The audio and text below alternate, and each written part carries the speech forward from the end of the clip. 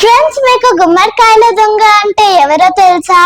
ఎవరైతే భుజాలు తరుముకుంటారో వాళ్ళే గుమ్మడికాయల దొంగ. అసలు నేను చెప్పేదానికి ఈ స్టోరీకి ఎటువంటి సంబంధం లేదు. నిజంగానే నేను గుమ్మడికాయల దొంగ కథ చెప్పబోతున్నాను. మరి ఆ గుమ్మడికాయలేంటో, ఆ దొంగలేంటో, వీళ్ళిద్దరి మధ్య ఉన్న కథ ఏంటో తెలుసుకోవాలంటే ఈ వీడియో చివరి వరకు చూడాల్సిందే. మరి ఇంకెందుకు late, let's start our show. Dear శీర్షిక, తెలుసు కదా మన షోని స్టార్ట్ చేసే ముందు సబ్స్క్రైబ్ చేసుకోవాలి కదా. ఒక గ్రామంలో గుమ్మడికాయల వ్యాపారి ఒకడు ఉండేవాడు. అతను తాను పండించిన గుమ్మడికాయలను మధ్యవారికి అమ్మక బండి మీద తీసుకుపోయి గిరాకీ బాగా ఉండే దూరపు గ్రామంలో అమ్మి సొమ్ము చేసుకునేవాడు. ఒకనాడు అతను ఇలాగే బయలుదేరి తన గుమ్మడికాయ బండితో సహా ఉదయగిరి ప్రాంతంలో ఉన్న ఒక గ్రామానికి చేరుకున్నాడు. అప్పటికే చీకటి పడుతూ ఉండడం చేత అతను ఆ రాత్రికి ఎక్కడైనా విశ్రాంతి తీసుకొని తెల్లవారి ప్రయాణం సాగిద్దాం అని అనుకున్నాడు. అలా అనుకుంటూ అతను ఆ బండిని గ్రామంలోకి తొలకపోతూ ఉండగా ఒక ఇంటి ముందు నిలబడి ఉన్న ఆ సామి అతనిని నిలిపి, ఏ ఊరు, ఏం పని, ఏం పేరు అని మామూలు ప్రశ్నలు వేశాడు. గుమ్మడికాయల వ్యాపారి తన గొడవంతా అతనికి చెప్పుకున్నాడు. ఆ రాత్రి అతనికి బస కావాలి అని అన్నాడు. దానికేం భాగ్యం, ఈ రాత్రి మా ఇంట్లో బస చేయి అన్నాడు శరభయ్య అనే ఆ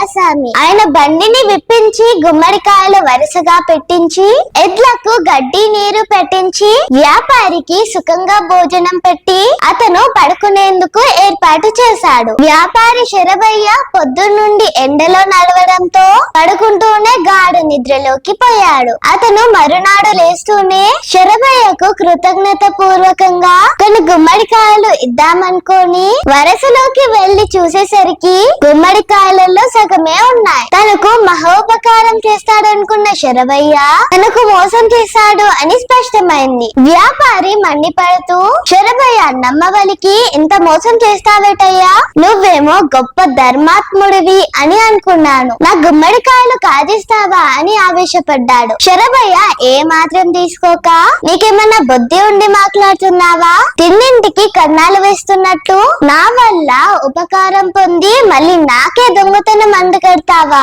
చీచి, నీ వంటి వాడిని చేరదీయడం నాదే పొరపాటు, మంచిగా నా గుమ్మడికాయలు నాకిచ్చే, నా దారిన నేను పోతాను అన్నాడు వ్యాపారి. ముందు బయటికి నడుస్తావా లేదా అంటూ శరభయ్య మీదికి వచ్చాడు. శరభయ్యతో మాట్లాడడం వృధా అనుకొని వ్యాపారి మిగిలిన గుమ్మడికాయలు బండి మీద వేసుకొని న్యాయాధికారి ఇంటికి వెళ్లి అతని మీద ఫిర్యాదు చేశాడు. న్యాయాధికారి వ్యాపారితో, నీ గుమ్మడికాయలు దొంగలించిన వాడు శరభయ్య అయితే వాటిని నీకు ఇప్పించడం పెద్ద సమస్య ఏమీ కాదు అని చెప్పి శరభయ్యను పిలిపించుకురమ్మని మనిషిని పంపాడు. శరభయ్య వచ్చి న్యాయాధికారితో తను నిర్దోషిని అని, ఈ వ్యాపారికి నిన్న రాత్రి ఆతిథ్యం ఇచ్చిన పాపానికి తన మీద దొంగతనం నేరం మోపాడని, గుమ్మడికాయలు తన ఇంట బోలెడన్ని ఉన్నాయని అన్నాడు. నీవు చెప్పిందంతా నిజమే అని నాకు తెలుస్తుంది, అయినా నువ్వు నేరం చేయలేదు అని నిరూపించుకునే అవసరం నీకుంది. అందుకనే నువ్వు వెళ్లి మీ దొడ్లో కాసిన గుమ్మడికాయని